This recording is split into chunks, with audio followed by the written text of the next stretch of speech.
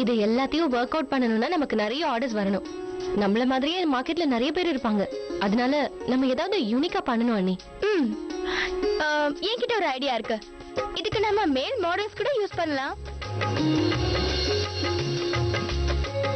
இல்லையா? மேல் மாடல் சரியா வரதா? எனக்கு என்னமோ ஓகேன்னு தோணுது. ஏன்னா பிரசன்டேஷன் நல்லா இருக்கணும்ல. ரொம்ப மொக்க ஐடியா. இவ பேச்சு கேட்காதீங்க. மேல் மாடலுக்கு பட்ஜெட் நம்ம கிட்ட இல்ல. மார்க்கெட்டிங் விட நம்ம ப்ராடக்ட்ல தான் திறமையை காட்டணும். அதனால நம்ம சாப்பாடு ரொம்ப நல்லா பண்ணாதான் நமக்கு கஸ்டமர்ஸ் ரெகுலரா இருப்பாங்க. குட் ஐடியா பெரியமா. மார்க்கெட்டிங்ல காஸ்ட் கட்டிங்கும் நமக்கு நிறைய கிடைக்கும். அந்த பணத்தை நாம செய்யற ஃபுட்ல செலவு பண்ணுவோம். மெனு என்ன பண்ண போறோம் டிசைட் பண்ணலாமா? அண்ணி, கஸ்டமர்ஸ் எதிர்பார்க்கிற ஐட்டம்ஸ் விட நம்ம 1-2 எக்ஸ்ட்ரா வச்சா நல்லா இருக்கும்னு நினைக்கிறேன். அதாவது சாலட்ஸ் கூடவே நம்ம ஸ்ப்ரவுட்ஸ் வச்சா நல்லா இருக்கும்ல. கூடவே கொஞ்சம் சைட் டிஷ், 2 சப்பாத்தி, அப்புறம் ரைஸும் அது குழம்பும். பரோட்டா ஓகேவா? ஹெல்தி ஃபுட்டா தான் இருக்கணும். அப்போ ஒண்ணு பண்ணலாம். வெஜிடபிள்ஸ்ல ஹெல்தியா ஒரு 5 ஐட்டம் செலக்ட் பண்ணிக்கலாம். சைட் டிஷ்ஷும் ஒரு 5 செலக்ட் பண்ணிக்குவோம். சாப்பாட்டுக்கு என்ன பண்ணலாம்? ஜீரா ரைஸ், கிச்சடி, சாம்பார் சாதம், பிரியாணி. ஓகேவா? இதான் நம்ம மெனுல இருக்கும். ஒவ்வொரு நாளும் சேஞ்ச் ஆயிட்டே இருக்கும். என்கிட்ட இன்னொரு ஐடியா கூட இருக்கு. ஏன் நம்ம லிஸ்ட்ல ஒரு வீக்லி ஸ்பெஷல் பண்ணக்கூடாது? புரியலையே. ஆக்சுவலி நம்ம ஃபர்ஸ்ட் வீக் சவுத் இந்தியன் பண்ணலாம், second week Punjabi, third week north Indian, அப்புறம் ஃபோர்த் வீக் இட்டாலியன்.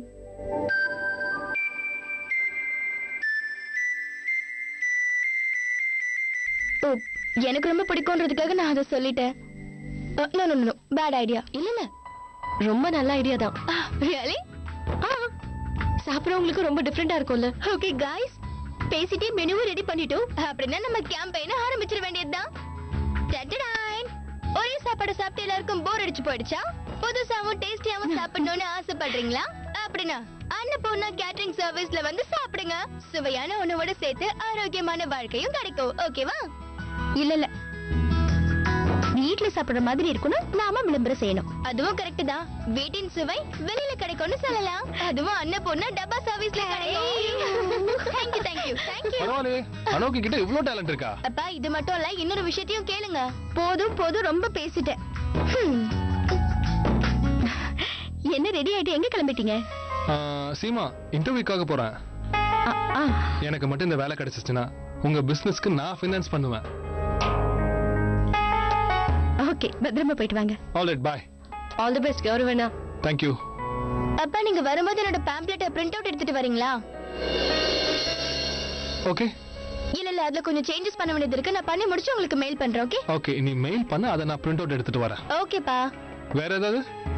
அப்பா, 500 காப்பீஸ் வேணும்னு ஆக்சுவலி நிறைய பேருக்கு டிஸ்ட்ரிபியூட் பண்ணனும். Okay. All the best. Okay, bye. Bye. Print out எடுக்கிறதுக்கு பணம் இருக்கா? இருக்கு, don't worry. Okay, best of luck. Thank you. Bye. Bye. Okay, அடுத்த பிளான் என்னன்னு சொல்லுங்க. இதெல்லாம் அனோக்கியா பண்ணிருக்கா? ஆமாமா, அவளுக்கு எதிர்த்து பேசதான் தெரியும்னு நினைச்சேன். இதெல்லாம் கூட பண்ணுவாளா? நம்ம இஷானியை குறைச்சி எடை போட்டுறாதீங்க. நம்ம பிசினஸோட நிறைய ஐடியாஸ் அவ தான் கொடுத்தா. ஆமாமா, கரெக்டா பிளான் போட்டு கொடுத்திருக்கா. 2 மணி நேரத்துல எவ்வளவு பணம் போட்டா எவ்வளவு லாபம் கிடைக்கும்னு சொல்லிட்டா. இதுல ஃபுட்டோட லிஸ்ட் எல்லாம் இருக்குல்ல, இதெல்லாம் நம்ம சித்தி தான் ரெடி பண்ணா. அம்மா, நம்ம போட்டிருக்கிற பிளான் படி எல்லா வாரமும் விதவிதமான சாப்பாடு எல்லாம் பரிமாறுறோம். ஒரு வக்கீலுக்கு படிச்சவங்களால இந்த அளவுக்கு யோசிக்க முடியுமான்னு என்னால நம்பவே முடியல. எனக்கு இப்பதான் நம்பிக்கையே வந்திருக்கு. கண்டிப்பா நம்ம பிசினஸ் பெரிய லெவல்ல போகும்.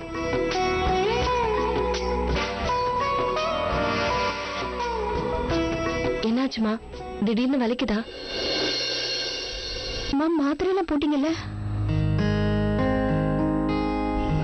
நீங்க 2 பேரும் என்ன மன்னிச்சிட்டேன்னு சொல்லுங்க. என்னாலதான் நீங்க 2 பேரும் கஷ்டப்படுறீங்க. ஏமா இப்படி எல்லாம் யோசிக்கிறீங்க? ஏமா பெரிய பெரிய வார்த்தையெல்லாம் பேசுறீங்க? உங்க வீட்டுல நீங்க ராணி மாதிரி வாழ்ந்திருப்பீங்க. நீங்க வந்து கஷ்டப்படுறீங்க. உனக்கு ஞாபகம் இருக்கா? உனக்கு கல்யாணம் முடிஞ்ச கையோட உங்க அப்பா கிட்ட உங்க பொண்ணை பத்தி கவலைப்படாதீங்க, ராஜகுமாரி மாதிரி பாத்துப்பேன்னு சொன்னேன். அவளை தாங்குவேன்னு சொன்னேன். ஆனா எல்லாம் தலைகீழா நடந்துகிட்டு இருக்க. பணத்துக்காக கஷ்டப்படுறோம். பெரிய வீட்டை விட்டுட்டு சின்ன வீட்டுல வந்து அவஸ்தைப்படுறோம். இப்போ குடும்பத்தை நல்லபடியா நடத்த முடியாம கஷ்டப்பட்டுக்கிட்டு இருக்கோம். எல்லாருமே வேலை செய்ய வேண்டிய நிலைமை வந்துருச்சுல்ல. நீயும் பாவம் சித்தி. முதல்ல ஆனந்துக்காக கஷ்டப்பட்ட, அப்புறம் குணால கல்யாணம் பண்ணிக்கிட்ட. அவனை விட்டு 9 வருஷம் பிரிஞ்சிருந்த, என் பசங்களையும் விட்டு பிரிஞ்சிருந்த. எல்லாத்துக்கும் நான் தான் காரணம்.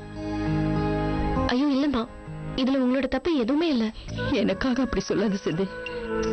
நான் நல்ல அம்மாவாவும் இல்ல, நல்ல மாமியாராவும் நடந்துக்கல. எல்லாத்துக்கும் நான் தான் காரணம். இந்த வீட்டை காப்பாத்துறதுக்காக நீயும் கஷ்டப்பட்டு வேலை செஞ்சிருக்கேன். என்னால எப்படிமா இதெல்லாம் மறக்க முடியும்? இந்த வீட்டு மருமகளுங்க இந்த வீட்டு நல்லதுக்காக எப்படி எல்லாம் கஷ்டப்பட்டிருக்காங்கன்னு எனக்கு தான் தெரியும். அம்மா, நாங்க இந்த வீட்டு மருமகளுங்கன்னு சொல்றதை விட இந்த வீட்டு பொண்ணுங்கன்னு சொல்றதுதான் கரெக்ட். நாங்களும் அப்படிதான் நினைச்சுக்கிட்டு இருக்கோம். இனிமே நீங்க கவலையே படாதீங்க. இதெல்லாம் நாங்க பண்ணதுக்காக ஒரு நாள் கூட இதெல்லாம் நினைச்சு நாங்க ஃபீல் பண்ணதே கிடையாது. இதெல்லாம் நடந்ததுக்கு நீங்க எந்த வகையிலும் காரணம் கிடையாது. உங்க மேல எங்களுக்கு கோபமும் கிடையாது.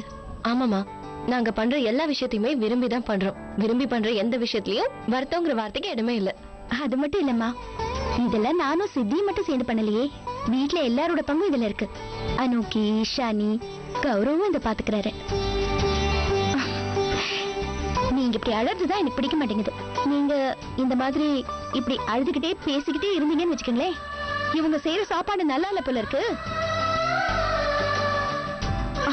அதனால இவங்களே அழறாங்கன்னு கிண்டல் பண்ணுவாங்க.